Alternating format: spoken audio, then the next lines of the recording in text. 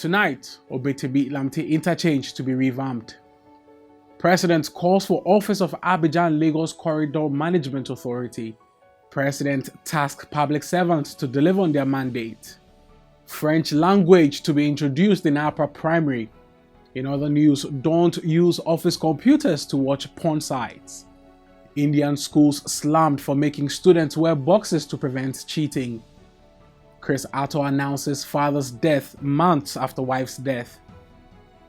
Good evening and welcome to the update. My name is Berima and it is time to bring you up to speed on topical stories trending across the globe. This bulletin is brought to you by Diamond Cement and powered by Press Express. Please stay for the news.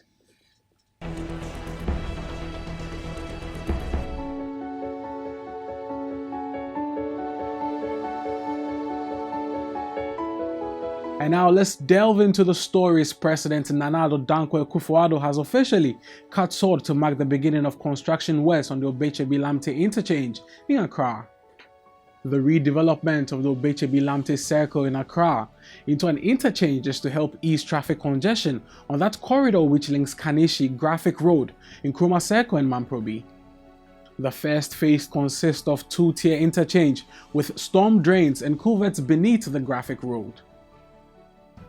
The interchange is set to link the Kaneshie market to the main business district of Accra through a loop to the Kwame Nkrumah interchange area. The second phase involves the widening of the road into a three-lane dual carriage with provision for bus rapid transit BRT facilities, as well as see the development of Kaneshie Market Terminal.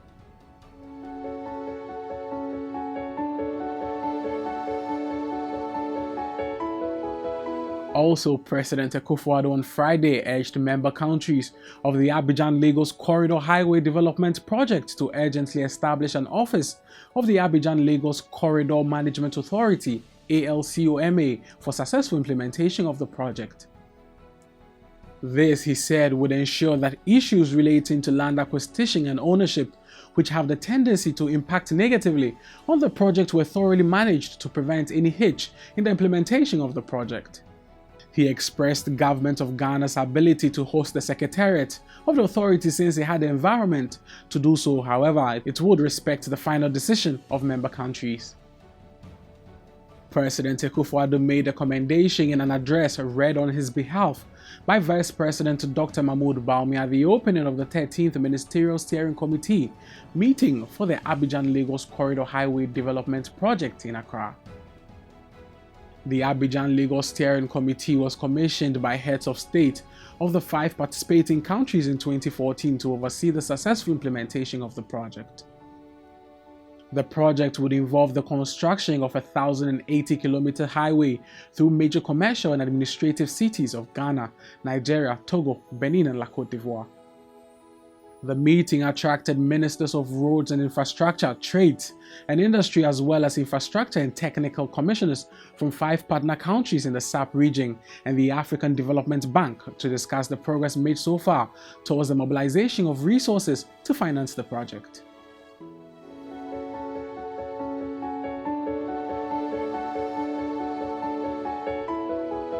Meanwhile, President Akufo-Addo has tasked Public Service Commission (PSC) to deliver on their mandate to the people in order to achieve the Ghana Beyond Aid agenda. President Akufo-Addo, who was speaking at the opening of the 10th Annual Conference of Chairpersons, Governing Boards and Councils and Chief Executive Officers of the Ghana Public Service in Koforidua, called for innovative ways in the public service delivery.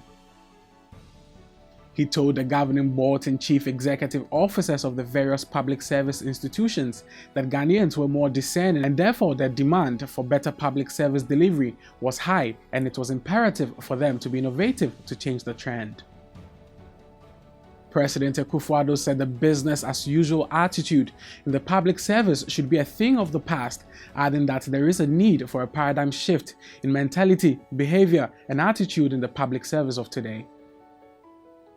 He noted that in recognition of the key role of the public service in achieving the desired transformation of the national economy in line with the Ghana Beyond Aid agenda, government was investing in strengthening the human resource capacity of the public service sector to improve delivery. He reminded participants that the Ghana Beyond Aid agenda was not an MPP agenda, but a national strategy to reform the public service, and expressed the hope that they would respond appropriately to the call by improving on the public service delivery.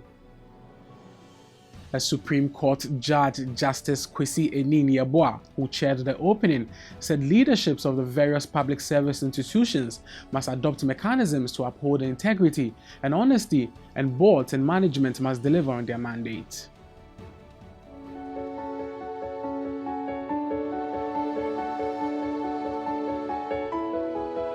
Minister of State for Tertiary Education, Professor Kwesi Yankah, has stated that under the new educational reforms, the French language is to be introduced in upper primary. He said that recognizing Ghana's missed opportunities in the past, the government decided that French would soon be compulsory at upper primary and junior high school level. Professor Yankah made these remarks during the 5th France-Ghana Higher Education and Research Conference in Accra. The event was organized by the French Embassy in Ghana in collaboration with Institut Français Ghana and Campus France Ghana. It is aimed at developing existing and new collaborations between the French and Ghanaian research centers, develop a joint degree and joint supervision at PhD level, as well as enhance students and researchers' mobility. On higher education, the minister said partnerships should help Africa and Ghana to build capacities in programs where the human resource base was thin, especially in sciences. He said, however, Ghanaian universities should work harder to advertise themselves in France and Euro-America in general, for Ghana had a huge potential in higher education, which was exploited superficially.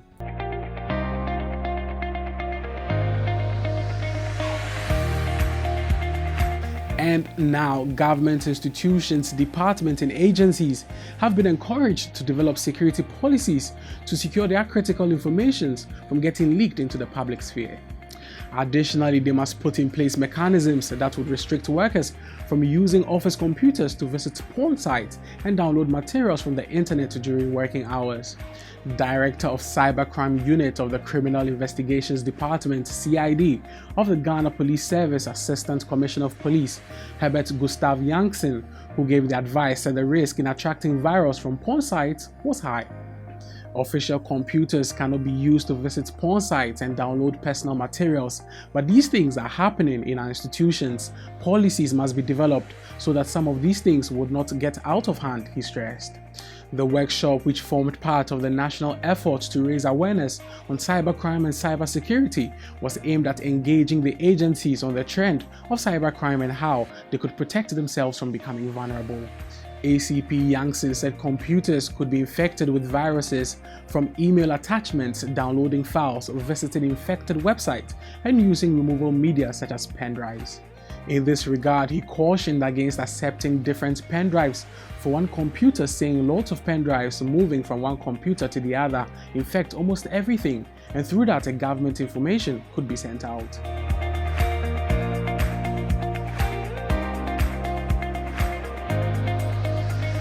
On to some international news. An Indian school has apologized after photos emerged of students wearing cardboard boxes on their heads during an examination to discourage cheating.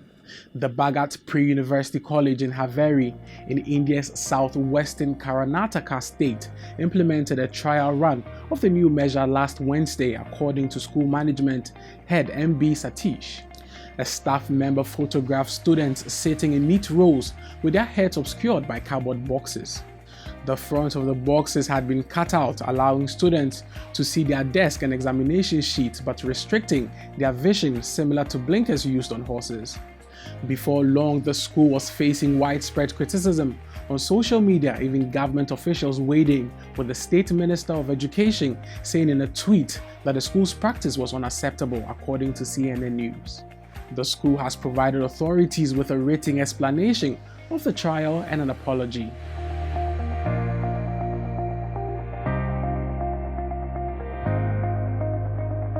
A few months after his wife was brutally murdered, actor Otto has announced the passing of his father.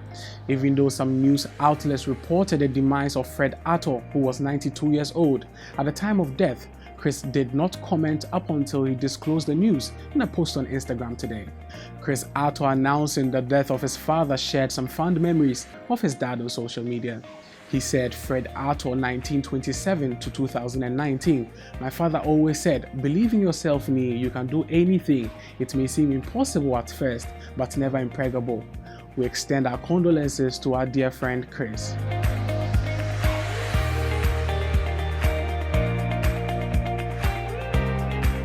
On that note, we bring to a close today's update. My name is Berman. Thanks for joining us. We'll be back again tomorrow with more news updates. Meanwhile, you can visit our website, dailyguidenetwork.com, for more news reports. The update is brought to you by Diamond Cement and powered by Press Express. Please enjoy the rest of our programs.